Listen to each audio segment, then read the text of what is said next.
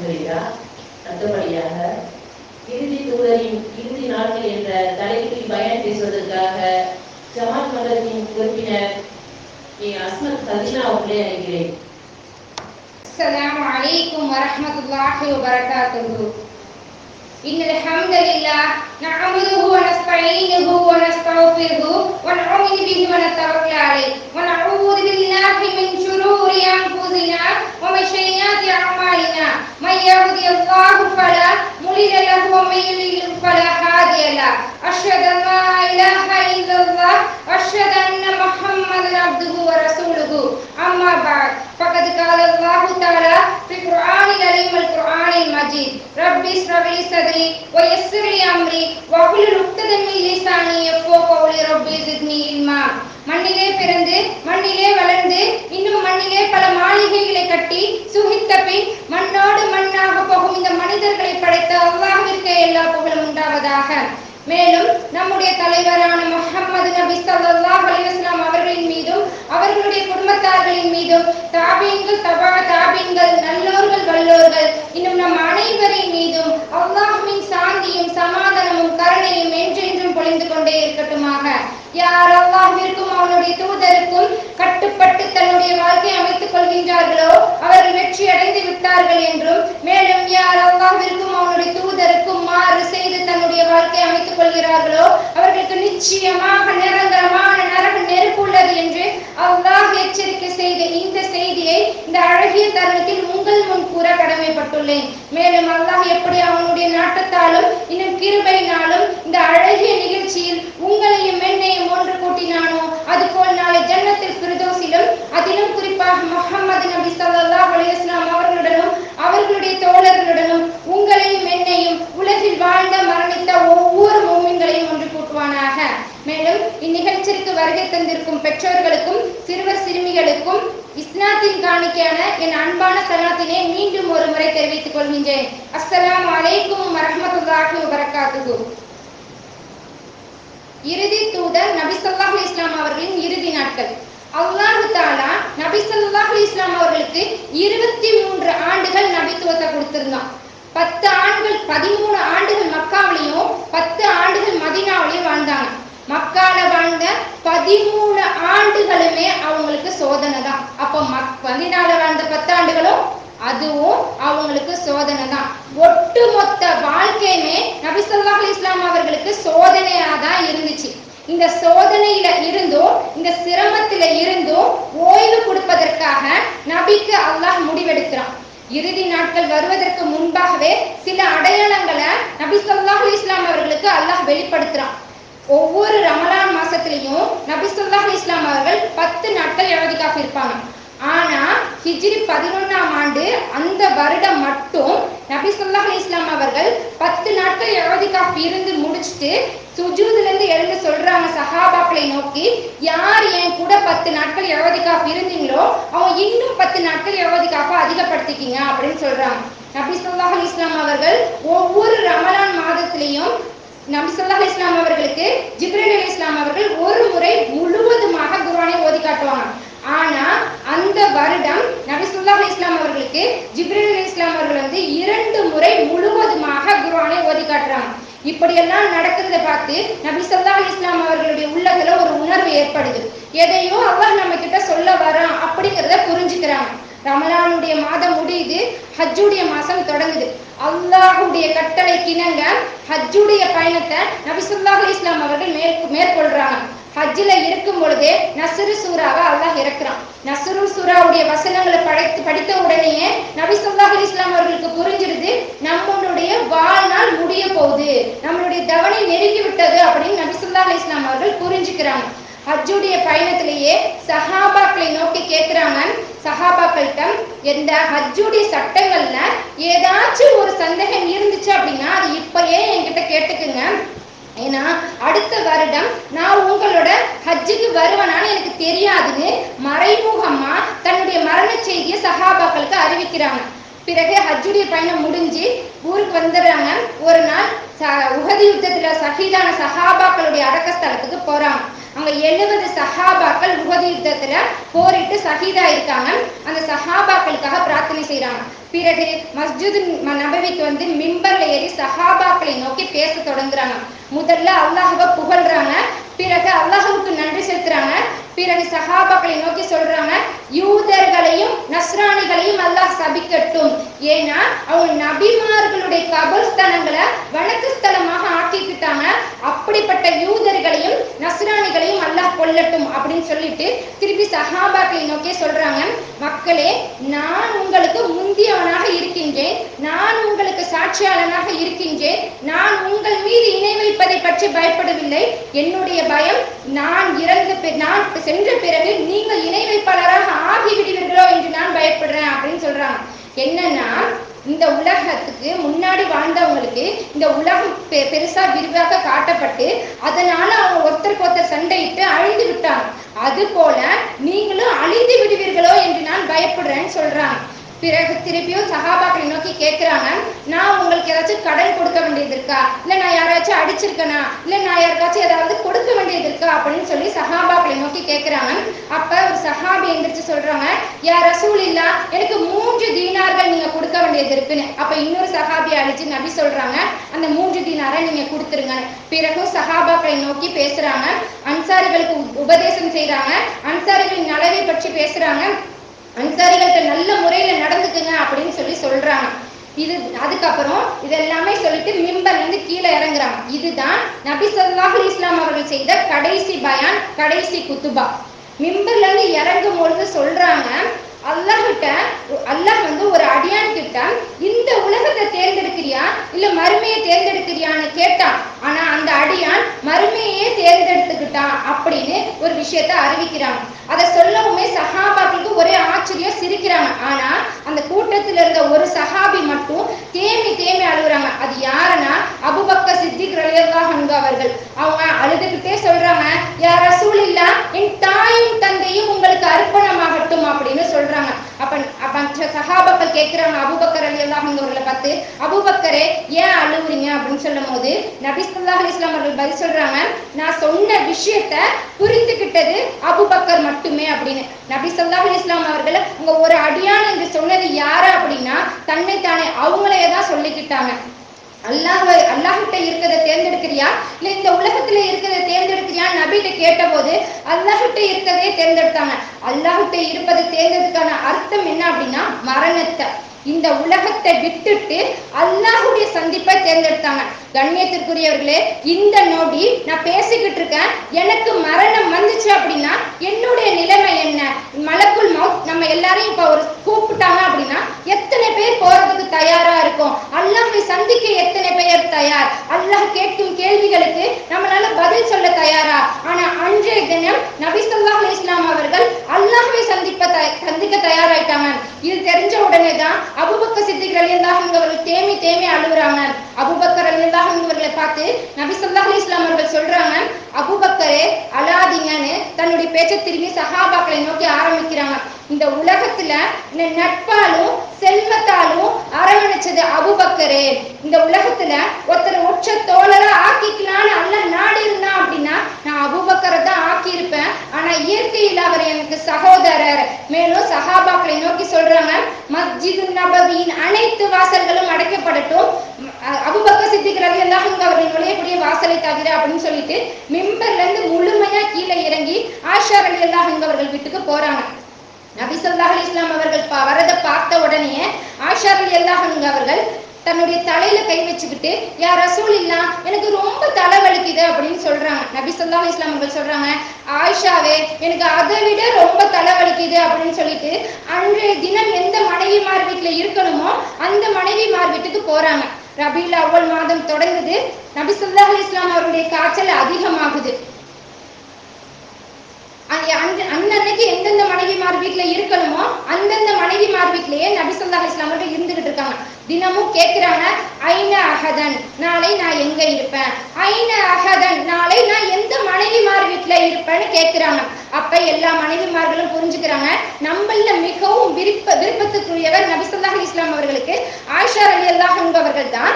அவங்க வீட்டுல தான் இந்த இறுதி நாட்களை கழிக்கணும்னு நபி ஸல்லல்லாஹு அலைஹி வஸல்லம் இஸ்லாம் அவர்கள் விரும்புறாங்க போல அப்படின்னு புரிஞ்சுக்கிட்டு நபிக்கு எல்லா மனைவிமார்களும் அனுமதி கொடுக்குறாங்க. நபி ஸல்லல்லாஹு அலைஹி வஸல்லம் அவர்களையும் ஆயிஷா ரலியல்லாஹு அன்ஹா அவர்கள் வீட்டுக்கு அழைத்துட்டு வராங்க. நடந்து அல்ல, இந்த பூமியில கண்ணியத்தோடும் வீரத்தோடும் தனது பெரிய புரட்சிகளை வெளிப்படுத்துவதற்காக இந்த பூமியில நடந்த அந்த பாதங்களால் அன்றைய தினம் நடக்க முடியல. 2 சஹாபாக்களை கூப்பிடுறாங்க, தன்னை ஆயிஷா ரலியல்லாஹு அன்ஹா அவர்கள் வீட்டுல போய் விட்டுடும்படி சொல்றாங்க.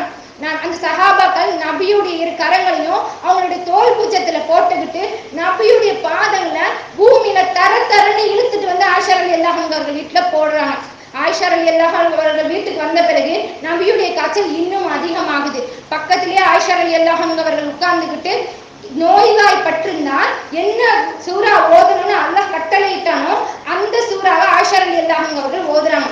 அந்த சூரா ஓதி நபியுடைய கரங்களிலே ஊதி நபியுடைய கரங்களை கொண்டு நபியுடைய உடல் முழுக்க தேய்க்கிறாங்க. ஏன் இப்படி செஞ்சங்கிறதுக்காக விளக்கம் சொல்றாங்க.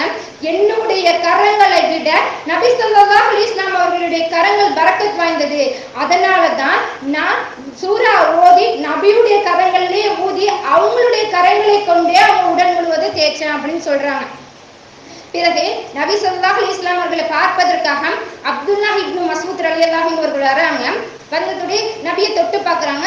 கடுமையான காய்ச்சல். நபி கிட்ட கேட்கிறாங்க, யா ரசூலில்லாஹ், கடுமையான காய்ச்சல் போல இருக்குதே அப்படின்னு சொல்லும்போது நபி ஸல்லல்லாஹு அலைஹி வஸல்லம் அவர்கள் சொல்றாங்க, ஆமா மசூதே, உங்களில் இருவருக்கு கொடுக்கப்பட வேண்டிய காய்ச்சல் எனக்கு ஒருவருக்கு கொடுக்கப்பட்டுள்ளதாக நான் உணர்றேன். கண்ணியத்திற்குரியவர்களே, சற்று சிந்திச்சு பாருங்க.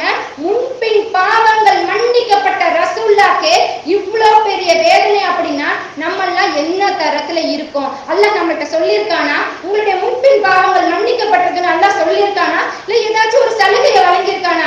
நம்மளுடைய சக்கராத்துடைய நிலைமை எப்படி இருக்குன்னு கொஞ்சம் சிந்திச்சு பாருங்க கண்ணியத்திற்குரியவர்களே. மசூத் ரலியல்லாஹு அன்ஹு அவர்கள் கேட்கிறாங்க, யா ரசூலில்லாஹ், அப்போ உங்களுக்கு இரட்டிப்பு கூலியா அப்படின்னு. நபி ஸல்லல்லாஹு அலைஹி வஸல்லம் அவர்கள் சொல்றாங்க, ஆமா, இந்த உலகத்துல அல்லாஹ் ஒரு அடியாருக்கு நோயையோ அல்லது இது போன்ற நிலைமையோ ஏற்படுத்தணும் அப்படின்னா அதற்கு பகரமாக அவங்களுடைய பாவங்களை அழிக்காம இருப்பதில்லை. எப்படின்னா இந்த மரத்துல இருந்து இலைகள் உதிர்ந்து கொட்டுவதை போல அவங்க உடம்பில் இருந்து பாவங்கள்லாம் அழிந்து கொட்டுது அப்படின்னு நபி ஸல்லல்லாஹு அலைஹி வஸல்லம் அவர்கள் சொன்னாங்க. ஆயிஷா ரலியல்லாஹு அன்ஹா அவர்கள் சொல்றாங்க, நபி ஸல்லல்லாஹு அலைஹி வஸல்லம் அவர்கள் நோய்வாய்ப்பட்டு இருக்கும் போது சொன்னாங்களாம், என்னன்னா யூதர்களையும் நஸ்ரானிகளையும் அல்லாஹ் சபிக்கட்டும். ஏன்னா இவங்க படிப்புகளே மிக மோசமானவங்க. அவங்க நபிமார்களுடைய கபஸ்தலங்களை வணக்கஸ்தலமாக ஆக்கி கொண்டாங்க அப்படின்னு நபி ஸல்லல்லாஹு அலைஹி வஸல்லம் அவர்கள் சொல்லியிருக்காங்க. இதற்கு விளக்கம் அளிக்கும் வகையில இப்னு ஹஜர் ரஹ்மஹுல்லாஹ் அவர்கள் சொல்றாங்க, ஏன் நபி ஸல்லல்லாஹு அலைஹி வஸல்லம் அவர்கள் இப்படி சொன்னாங்கன்னா அந்த காலத்துல நபிமார்கள் மரணிச்சுட்டாங்க அப்படின்னா யூதர்களும் நஸ்ரானிகளும் அவங்களுடைய கபர்களை வணக்கஸ்தலமாக ஆக்கிடுவாங்க. அது போல நபி அவங்க மரணிச்ச பிறகு நம்மெல்லாம் நபியுடைய கபர்களை வணக்கஸ்தலமாகவோ நினைவு காட்டப்படும் இடமாகவோ விழாக்கள் கொண்டாடும் இடமாகவோ ஆக்கிவிடக் கூடாதுங்கிறதுக்காக தான் அந்த மரண வேதனையில கூட நபி ஸல்லல்லாஹு அலைஹி வஸல்லம் அவர்கள் இந்த விஷயத்த சொல்லியிருக்காங்க. மேலும் நபி ஸல்லல்லாஹு அலைஹி வஸல்லம் அவர்கள் மரணிப்பதற்கு 3 நாளுக்கு முன்னாடி சொல்றாங்க, நீங்கள் யாரும் மரணிக்க வேண்டாம்.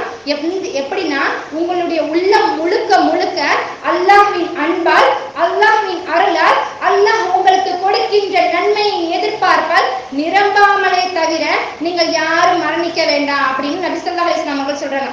மேலும் நபி ஸல்லல்லாஹு அலைஹி வஸல்லம் அவர்கள் அவங்களுடைய இறுதி அறிவுரையா ஒரு அறிவுரையை சொல்லிக்கிட்டே இருக்காங்க. என்னன்னா, நீங்கள் உங்களுடைய தொழுகையை பாதுகாத்துக் கொள்ளுங்கள். நீங்கள் உங்களுடைய தொழுகையின் விஷயத்திலும் உங்களுடைய அடிமையின் விஷயத்திலும் அல்லாஹ்வை அஞ்சு கொள்ளுங்கள் சொல்றாங்க.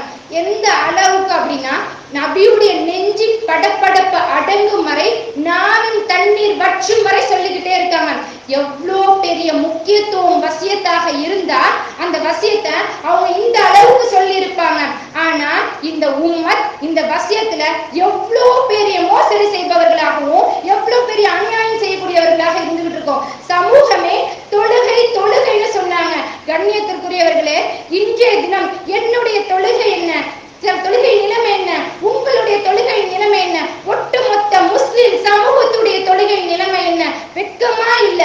ஹையால ஸலாத் என்று தொழுகைக்கான அழைப்பு பண்ணி கேட்ட பிறகும் பள்ளிவாசலுக்கு செல்வதற்கு மனம் இல்ல. இன்றைய தினம் ஒட்டுமொத்த சமூகத்துடைய தொழுகை நிலைமையை பத்தி கேட்டோம் அப்படின்னா இன்னா லில்லாஹி வ இன்னா இலைஹி ராஜிஊன். நாளைக்கு மறுமையில முதல் விசாரணை தொழுகையை பற்றி தான் நடக்கும்னு நம்ம எல்லாருக்குமே தெரியும். ஆனா அப்படிப்பட்ட தொழுகையில நம்ம அசட்டையா இருக்கோம், அல்லாஹ் பாதுகாத்தவர்களை தவிர. வியாழக்கிழமை வருது, நபி ஸல்லல்லாஹு அலைஹி வஸல்லம் அவர்கள் மஹரிபுடைய தொழுகைக்காக பள்ளிவாசலுக்கு போறாங்க. இமாமாக இணைந்து மஹரிப் தொழுகைய சஹாபாக்களுக்கு நடத்துறாங்க. அல் முர்சலாத் சூராவுடைய அழகிய சூரா, மரணத்தை நினைவுபடுத்தக்கூடிய சூரா, மறுமையை நினைவுபடுத்தக்கூடிய சூரா. அந்த சூரா ஓதிதான் மஹரிப் தொழுகையை முடிக்கிறாங்க. இஷாவுடைய நேரம் இதுதான் நபி ஸல்லல்லாஹு அலைஹி வஸல்லம் அவர்கள் சஹாபாக்களுக்கு இமாமாக நின்று தொழ வைத்த கடைசி தொழுகை. இஷாவுடைய நேரம் வருது, நபி ஸல்லல்லாஹு அலைஹி வஸல்லம் அவர்கள் மயக்கமுற்ற நிலையில இருக்காங்க. கொஞ்ச நேரம் கழிச்சு எந்திரிச்சு கேட்கிறாங்க. எந்திரிச்ச உடனே கேட்கிற முதல் வார்த்தை, கண்ணியத்திற்குரியவர்களே நல்லா கவனிங்க, என்ன கேட்டாங்கன்னா அஸ்ஸல்லன்னார் அஸ்ஸல்லன்னார், மக்கள் தொழுது விட்டார்களா, மக்கள் தொழுது விட்டார்களா அப்படின்னு கேட்கிறாங்க. அப்ப ஆயிஷா ரலியல்லாஹு அன்ஹா அவர்கள் சொல்றாங்க, இல்ல யா ரசூலுல்லாஹ், இன்னும் மக்கள் உங்களுக்கு தொழுவல, உங்களுக்காக காத்துக்கிட்டு இருக்காங்கன்னு சொல்றாங்க. அப்ப நபி ஸல்லல்லாஹு அலைஹி வஸல்லம் அவர்கள் சொல்றாங்க, தண்ணீரை கொண்டு வந்து என் மேல ஊத்துங்கன்னு. எந்த அளவுக்கு ஊத்தப்படுதுன்னா, மயக்கம் தெளியும் வரை, அவர்களுடைய உடலின் சூடு அணையும் வரை ஊற்றப்படுது. ஊத்துனத்தோட நபி ஸல்லல்லாஹு அலைஹி வஸல்லம் அவர்கள் தொழுகைக்காக எந்திரிக்கிறாங்க, திருப்பி மயக்க போட்டுறாங்க. திரும்பி எந்திரிச்சு கேட்கிறாங்க, மக்கள் தொழுதுட்டாங்களான்னு. இல்லையா ரசூலுல்லாஹ்னு சொல்றாங்க. தண்ணீர் ஊற்றப்படுது, திரும்பி எந்திரிக்கிறாங்க, மூன்றாவது முறையும் மயக்கப்பட்டுறாங்க. மூன்றாவது முறையும் கேட்கிறாங்க, இந்த மாதிரி மக்கள் தொழுதுட்டாங்களான்னு. அப்ப ஆயிஷா ரலியல்லாஹு அன்ஹா சொல்றாங்க, உங்களுக்காக காத்துக்கிட்டு இருக்காங்க யா ரசூலுல்லாஹ் அப்படின்னு. நாலாவது முறையும் மயக்க போடுறாங்க, எந்திரிச்ச உடனே கேட்கிறாங்க, மக்கள் தொழுதுட்டாங்களான்னு. இல்லையா ரசூலுல்லாஹ், நீங்கள் வராத நிலையில் அவர்கள் அதை எப்படி ஏற்றுக்கொள்வார்கள் அப்படின்னு சொல்லிட்டு சொல்றாங்க. நபி ஸல்லல்லாஹு அலைஹி வஸல்லம் அவர்கள் சொல்றாங்க, அபூபக்கர் சித்திக் ரலியல்லாஹு அன்ஹு அவர்களை தொழுக வைக்க சொல்லுங்க அப்படின்னு. அபூபக்கர் சித்திக் ரலியல்லாஹு அன்ஹு அவர்களுக்கு நபியுடைய கட்டளை வருது. அபூபக்கர் சித்திக் ரலியல்லாஹு அன்ஹு அவர்கள் உமர் ரலியல்லாஹு அன்ஹு அவர்கள் பார்த்து, நீங்க தொழுக வைங்க உமரே அப்படின்னு சொல்றாங்க. உமர் ரலியல்லாஹு அன்ஹு அவர்கள் சொல்றாங்க, அபூபக்கரே நீங்க தான் அதுக்கு தகுதியானவர். உடனே அபூபக்கர் ரலியல்லாஹு அன்ஹு அவர்களை தொழ வைக்கிறாங்க. நபி ஸல்லல்லாஹு அலைஹி வஸல்லம் அவர்கள் உயிரோடு இருக்கும் பொழுதே சஹாபாக்களுக்கு அபூபக்கர் சித்திக் ரலியல்லாஹு அன்ஹு அவர்கள் இமாமாக நின்று தொழ வைத்த முதல் தொழுகை அதுதான். நபி ஸல்லல்லாஹு அலைஹி வஸல்லம் அவர்கள் கொஞ்சம் லேட்டா வர்றாங்க. வரது தெரிஞ்ச உடனே அபூபக்கர் சித்திக் ரலியல்லாஹு அன்ஹு அவர்கள் பின்வாங்குறாங்க. ஒரு சஹாபியை அழைச்சி அபூபக்கரை நிக்க சொல்லுங்கன்னு சொல்லி அனுப்புறாங்க. அபூபக்கர் சித்திக் ரலியல்லாஹு அன்ஹு அவர்களும் நிக்கிறாங்க. தனது நபி தனது வலதுபுறத்துல அபூபக்கர் சித்திக் ரலியல்லாஹு அன்ஹு அவர்கள் நிக்க வச்சுட்டு நபி ஸல்லல்லாஹு அலைஹி வஸல்லம் அவர்கள் தொழுக வைக்கிறாங்க. ஆனா நபியுடைய தக்பீர் சத்தம் பின்னாடி இருக்க சஹாபாக்களுக்கு கேட்காதனால அதை வாங்கி அபூபக்கர் சித்திக் ரலியல்லாஹு அன்ஹு அவர்கள் தொழ வைக்கிறாங்க. இப்படியே இஷாவுடைய தொழுகை முடியுது. அடுத்த நாள் ஃபஜ்ர் வருது. நபி ஸல்லல்லாஹு அலைஹி வஸல்லம் அவர்களுக்கு இதே போல தொழணும்னு ஆசையா இருக்கு. ஆனா அவங்களால முடியல. பள்ளிவாசலுக்கு சென்று ஜமாத்தா நின்று தொழுதுட்டு வராங்க. அடுத்த நாள் முழுக்க அடுத்த நாள் ஃபஜ்ர் வரை கிட்டத்தட்ட 17 வக்துகள் நபி ஸல்லல்லாஹு அலைஹி வஸல்லம் அவர்கள் உயிரோடு இருக்கும் பொழுதே அபூபக்கர் சித்திக் ரலியல்லாஹு அன்ஹு அவர்கள் சஹாபாக்களுக்கு இமாமா நின்று தொழ வச்சிருக்காங்க. நபி ஸல்லல்லாஹு அலைஹி வஸல்லம் அவர்களுடைய கடைசி நாள் ஃபஜ்ருடைய நேரத்துல அபூபக்கர் சித்திக் ரலியல்லாஹு அன்ஹு அவர்கள் சஹாபாக்களுக்கு தொழ வச்சுக்கிட்டு இருக்காங்க. அங்க இருந்து ஒரு அறையில இருந்து நபி ஸல்லல்லாஹு அலைஹி வஸல்லம் அவர்கள் தன்னுடைய திரையை அகற்றி பாக்குறாங்க. சஹாபாக்கள் எல்லாருமே தொழுதுகிட்டு இருக்காங்க. இதை பார்த்துட்டு நபி ஸல்லல்லாஹு அலைஹி வஸல்லம் அவர்கள் ஒரு புன்சிரிப்பு சிரிக்கிறாங்க. புன்சிரிப்பு சிரிக்கிறத பார்த்துட்டு சஹாபாக்களுக்கு எல்லாருக்குமே ஒரே சந்தோஷம். நபி நல்லா ஆயிட்டாங்க போல, இனி நம்ம கூட தொழுக வந்துருவாங்க அப்படின்னு சஹாபாக்களுக்குள்ளேயே ஒரு சலசலப்பு ஏற்படுது. நபி ஸல்லல்லாஹு அலைஹி வஸல்லம் அவர்கள் சைகை காட்டுறாங்க, எல்லாரும் தொழுகையில நிலையா நில்லுங்க அப்படின்னு சொல்லிட்டு திரையை அகற்றிடுறாங்க. இதுக்கு அப்புறம் சில சஹாபாக்களை தவிர நபி ஸல்லல்லாஹு அலைஹி வஸல்லம் அவர்களை பல பேர் பார்க்கவே இல்லை. தொழுகையில நிற்கும் போது நபி ஸல்லல்லாஹு அலைஹி வஸல்லம் அவர்கள் ஒரு புன்சிரிப்பு சிரிச்சாங்க தெரியுமா? அதுக்கு அர்த்தம் என்னன்னா, இந்த ஒட்டுமொத்த சமூகத்தையும் அல்லாஹ்வுக்கு முன்னிலையில தொழுகையில நிறுத்திவிட்ட, அந்த தொழுகை வைப்பதற்கு ஒரு இமாமையும் ஆக்கிவிட்டேன், அந்த இமாமை கலிஃபாவாகவும் ஆக்கிவிட்டேன், அந்த சமூகம் அவரை கலிஃபாவாகவும் ஏற்றுக்கொண்டது அப்படிங்கிறதோட சந்தோஷத்தின் ஆனந்தம் தான் அந்த புன்சிரிப்போட அர்த்தம். அடுத்து நபி ஸல்லல்லாஹு அலைஹி வஸல்லம் அவர்களுக்கு இன்னும் வலி கடுமையாகுது, வேதனை இன்னும் அதிகரிக்குது. நபி ஸல்லல்லாஹு அலைஹி வஸல்லம் அவர்களை பார்ப்பதற்காக ஃபாத்திமா ரலியல்லாஹு அன்ஹா அவர்கள் வர்றாங்க. ஃபாத்திமா ரலியல்லாஹு அன்ஹா வரதை பார்த்தாலே நபி ஸல்லல்லாஹு அலைஹி வஸல்லம் அவர்கள் எழுந்து நின்று வரவேற்பாங்களாம். அது இல்லாம கட்டி அணைத்து முத்தமிட்டு வரவேற்பாங்க. ஆனா அன்றைய தினம் நபி ஸல்லல்லாஹு அலைஹி வஸல்லம் அவர்களால எழுந்திருக்க முடியல, கட்டி அணைத்து முத்தமிட முடியல. இதை பார்த்த உடனே ஃபாத்திமா ரலியல்லாஹு அன்ஹா அவர்கள் கதறி அழுகுறாங்க.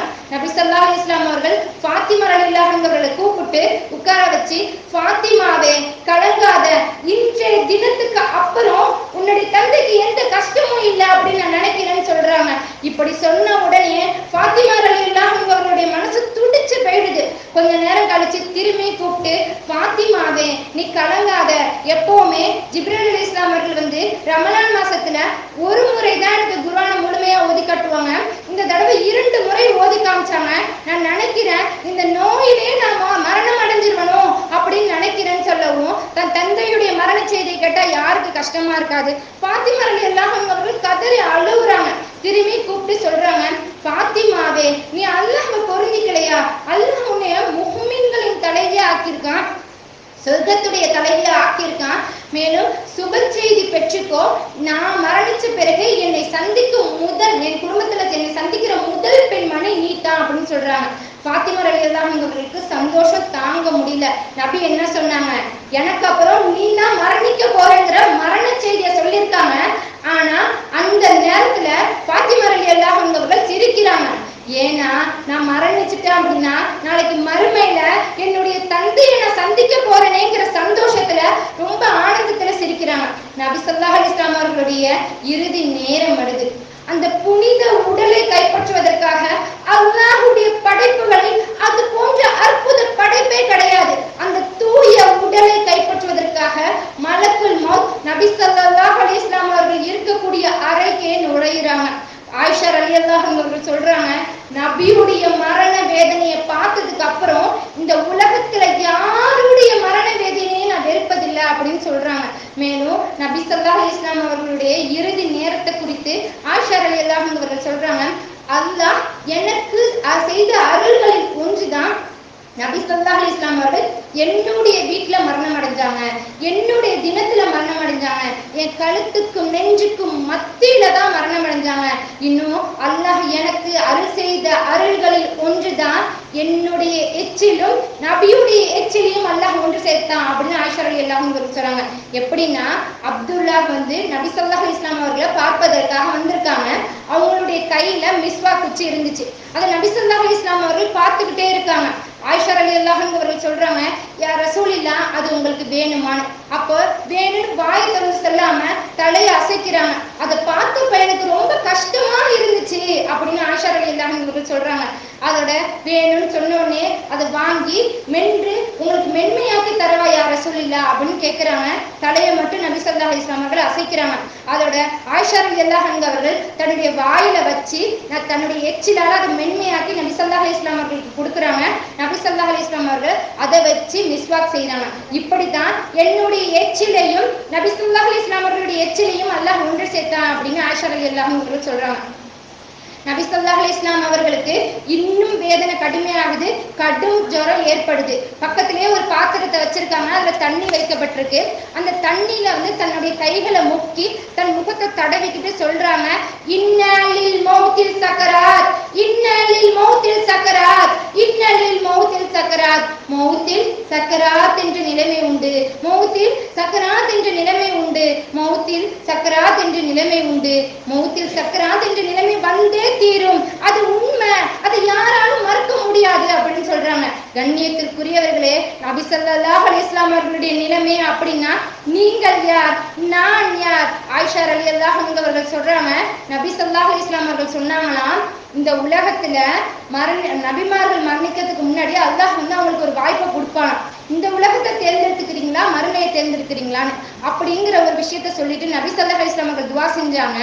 யா அல்லாஹ், நாளை மறுமையில என்ன நபிமார்களுடனும் சாலிஹீன்களுடனும் சித்திகீன்களுடனும் நல்லவர்களுடனும் என்னை ஒன்று சேர்ப்பாயாக அப்படின்னு துஆ செஞ்சாங்க. அப்பவே நான் புரிஞ்சுக்கிட்டேன், நபி ஸல்லல்லாஹு அலைஹி வஸல்லம் அவர்கள் மரணத்தையே தேர்ந்தெடுத்துட்டாங்க அப்படின்னு சொல்றாங்க. நபி ஸல்லல்லாஹு அலைஹி வஸல்லம் அவர்களுடைய இறுதி நேரம் வருது. அல்லாஹ்கிட்ட துஆ செய்றாங்க, யா அல்லாஹ் எனக்கு இரக்கம் காட்டுவாயாக, யா அல்லாஹ் என்னை மன்னித்து விடுவாயாக, யா அல்லாஹ் எனக்கு ரஹ்மத் செய்வாயாக அப்படின்னு சொல்லிட்டு கையை மேல தூக்குறாங்க. லா இலாஹ இல்லல்லாஹ் ஃபிர் அல்லாஹ் உயர்ந்த தோழமை, உயர்ந்த தோழமை, வணக்கத்திற்குரியவன் அல்லாஹ்வை தவிர வேறு யாரும் இல்லை அப்படின்னு சொல்றாங்க. அவங்களுடைய கரம் கீழே விழுகுது. நபி ஸல்லல்லாஹு அலைஹி வஸல்லம் அவர்களுடைய உயிரை மலக்குமார்கள் கைப்பற்றிட்டாங்க. சுத்தமான ஆத்மாவே, அல்லாஹ் உங்களை பொருந்தி கொண்ட நிலையிலும் நீங்கள் அல்லாஹ்வை பொருந்தி கொண்ட நிலையிலும் இந்த பரிசுத்தமான உடலை விட்டு வெளியே வாருங்கள் என்று சொன்ன உடனேயே நபி ஸல்லல்லாஹு அலைஹி வஸல்லம் அவர்களுடைய கரங்கள் கீழே விழுகுது. நபியுடைய உயிர் பிரிந்தது. நபி இந்த உலகத்தை விட்டு போயிட்டாங்க. இதை தெரிஞ்ச உடனே ஆயிஷா ரலியல்லாஹு அன்ஹா அவர்கள் கலங்குறாங்க. சஹாபாக்கள் எல்லாமே கதறி அழுகுறாங்க. சஹாபாக்களுடைய கரங்கள்லாம் நடுக்கம் கொடுக்குது. ஃபாத்திமா ரலியல்லாஹு அன்ஹா அவர்கள் சொல்றாங்க, என்னுடைய தந்தையே என்னை விட்டு போயிட்டீங்களா, என்னுடைய தந்தையே என்னை விட்டு போயிட்டீங்களான்னு சொல்றாங்க.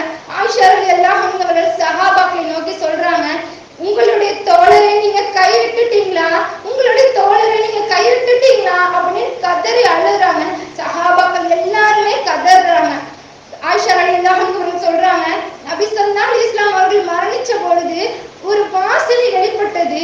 இந்த வாசனைய நான் வாழ்நாள்ல நுகர்ந்ததே கிடையாது அப்படின்னு சொல்றாங்க.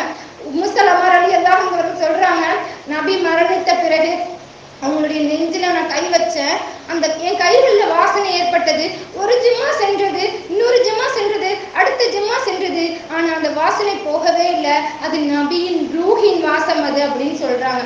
நபி ஸல்லல்லாஹு அலைஹி வஸல்லம் அவர்கள் மரணிச்சிட்டாங்கிற விஷயம் சஹாபாக்களுக்கு மத்தியில பரவுது. முகீரா உமர் ரலியல்லாஹு அன்ஹு அவர்கள்ட்ட வந்து சொல்றாங்க, உமரே, நபி ஸல்லல்லாஹு அலைஹி வஸல்லம் அவர்கள் மரணித்துட்டாங்க அப்படின்னு. இந்த விஷயத்தை கேட்ட உடனேயே உமர் ரலியல்லாஹு அன்ஹு அவர்கள் முகீராவை நோக்கி சொல்றாங்க, முகீராவே, ஃபித்னாவை ஏற்படுத்துற முனாஃபிக்குகள் தான் நபி ஸல்லல்லாஹு அலைஹி வஸல்லம் அவர்கள் மரணிச்சிட்டாங்கன்னு சொல்லுவாங்க. நீ இப்படி ஃபித்னாவை ஏற்படுத்தாத. யார் நபி ஸல்லல்லாஹு அலைஹி வஸல்லம் அவர்கள் மரணிச்சிட்டாங்கன்னு சொல்றாங்களோ அவங்களுக்கு என்னுடைய வாள் பதில் சொல்லுன்னு தன் வாளை வானத்தின் பக்கம் உயர்த்தியவர்களாக அங்கும் இங்கும் நடந்து வந்துகிட்டு இருக்காங்க. எப்படி அவங்களால ஏத்துக்க முடியும்? எப்படி சஹாபாக்களால ஏத்துக்க முடியும்? காலையில எந்திரிச்ச உடனே நபியை பார்த்துட்டு தான் அவங்க விடியலே இருக்கும். இரவு தூங்குறதுக்கு முன்னாடி நபியை பார்த்துட்டு தான் தூங்கவே போவாங்க. ஃபஜ்ர் தொழுகிறதுக்கு முன்னாடி நபியுடைய அறையின் வாசல்லே காத்திருப்பாங்க. நபியை பார்த்துட்டு தான் தொழுகையே போறதுக்கு. தன் உயிரை விட யார மேல நேசிப்பாங்க? இனி மார்க்க விஷயத்தை யார்கிட்ட போய் கேட்பாங்க?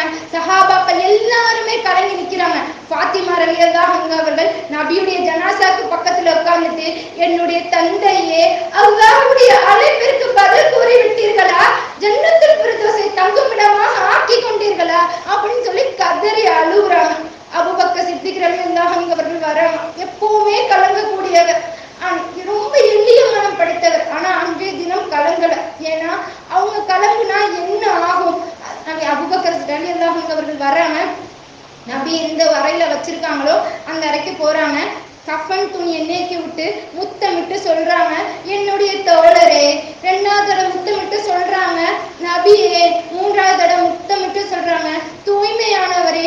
உயிரோடு இருக்கும் பொழுது மணந்தீர்கள், மரணித்த பிறகு மணக்கிறீர்களே அப்படின்னு சொல்லிட்டு அந்த அறையிலிருந்து வெளியே வந்து உமர் ரலியல்லாஹு அன்ஹு அவர்கள் சொல்றாங்க, உமரே உட்காரு, உமரே உட்காரு. அறிந்து கொள்ளுங்கள், அல்லாஹ்வை யார் வணங்குகிறோ அவங்க தெரிஞ்சுக்குங்க, அல்லாஹ் உயிர் உள்ளவன், மரணிக்க மாட்டான். முஹம்மது மரணித்து விட்டார். இப்படி சொன்ன உடனேயே உமர் ரலியல்லாஹு அன்ஹு அவர்களுடைய கரங்கள் நடுங்கி வாள் கீழே விழுது.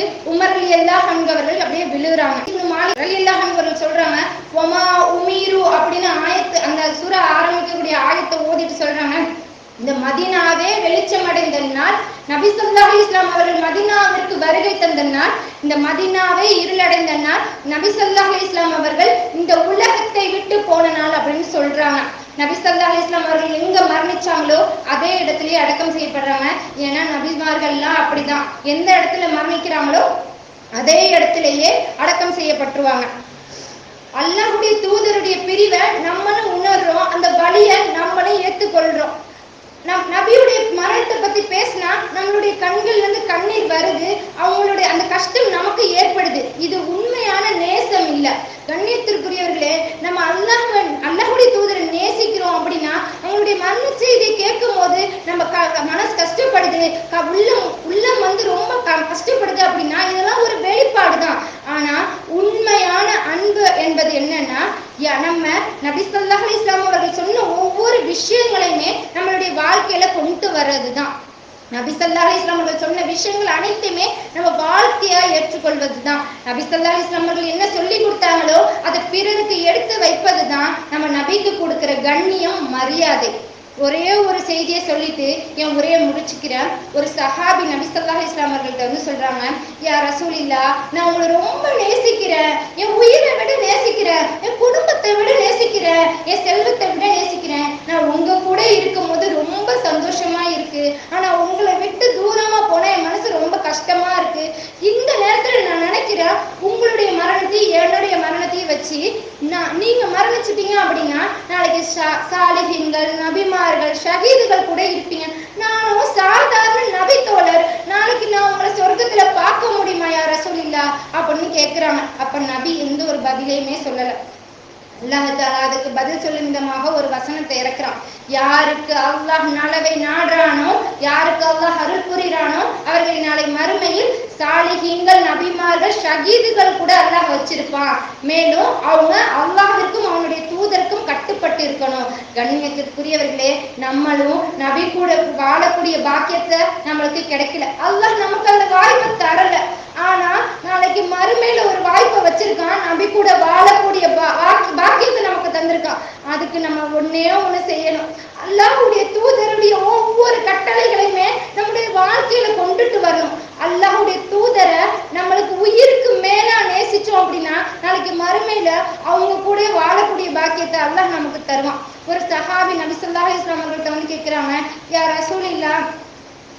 ரசூலில்லாஹ், மறுமை எப்போது வரும் அப்படின்னு கேக்குறாங்க. அப்ப நபி ஸல்லல்லாஹு அலைஹி வஸல்லம் கேக்குறாங்க, மறுமை எப்போது வரும்னு கேக்குறீங்களே, அதுக்காக நீங்க என்ன தயாரிச்சு வச்சிருக்கீங்க அப்படின்னு கேட்கும்போது அந்த சஹாபி சொல்றாங்க, யா ரசூலுல்லாஹ், நான் அதிகமா தொழ மாட்டேன், அதிகமா நோம்பெல்லாம் வைக்க மாட்டேன், ஏதோ வணக்கங்கள் செய்வேன், ஆனா அல்லாஹ்வையும் அவனுடைய தூதரையும் நான் என் உயிருக்கு மேல நேசிக்கிறேன் அப்படின்னு சொல்றாங்க. அப்ப நபி சொல்றாங்க, நீங்கள் யாரை நேசித்தீர்களோ அவர்களுடனே நாளை மறுமையில் இருப்பீர்கள் அப்படின்னு. அதுக்கு சஹாபாக்கள்லாம் ரொம்ப சந்தோஷமாறாங்க. அப்ப அனஸ் இப்னு மாலிக் ரஹ்மத்துல்லாஹி அவர்கள் ரலியல்லாஹு அன்ஹு சொல்றாங்க, நபி ஸல்லல்லாஹு அலைஹி வஸல்லம் இஸ்லாத்தை ஏற்ற பொழுது நாங்க எந்த அளவுக்கு சந்தோஷம் அடைஞ்சோமோ அது போல நபி ஸல்லல்லாஹு அலைஹி வஸல்லம் அவர்கள் இந்த ஹதீஸை அறிவிக்கும் பொழுது நாங்க சந்தோஷம் அடைஞ்சோம். ஏன்னா நாங்க நபியை நேசிக்கிறோம், அபூபக்கரை நேசிக்கிறோம், உமரை நேசிக்கிறோம். ஆனா அவங்களுடைய அந்தஸ்து, அமல்களுடைய அந்தஸ்தை எங்களால அடைய முடியாது. ஆனா நாங்க நேசிக்கிறதன் காரணமாக நாளைக்கு மறுமையில அவங்க கூட இருக்க முடியுமே அப்படிங்கிற அந்த ஹதீஸை அறிவிச்ச போது நாங்க ரொம்ப சந்தோஷம் அடைஞ்சோம். கண்ணியத்திற்குரியவர்களே, இதுதான் நபி ஸல்லல்லாஹு அலைஹி வஸல்லம் அவர்களுடைய இறுதி நாட்கள். இந்த இறுதி நாட்கள்ல அல்லாஹ் நமக்கு தெளிவை ஏற்படுத்துவானாக. இந்த உலகத்துல தான் அல்லாஹ் நம்மளை நபி கூட வாழக்கூடிய பாக்கியத்தை தரல, நாளைக்கு மறுமையிலேயாவது நபிமார்களுடனும் அவர்களுடைய குடும்பத்தார்களுடனும் அவர்களுடைய தோழர்களுடனும் வாழக்கூடிய பாக்கியத்தை தந்தருவானாக என்று துவா செய்தவளாக என் உரையை முடித்துக் கொள்கின்றேன். வாஹிரு தாவானா அனில் ஹம்துலில்லாஹி ரப்பில் ஆலமீன். அஸ்ஸலாமு அலைக்கும் வரஹ்மத்துல்லாஹி வபரகாத்துஹு.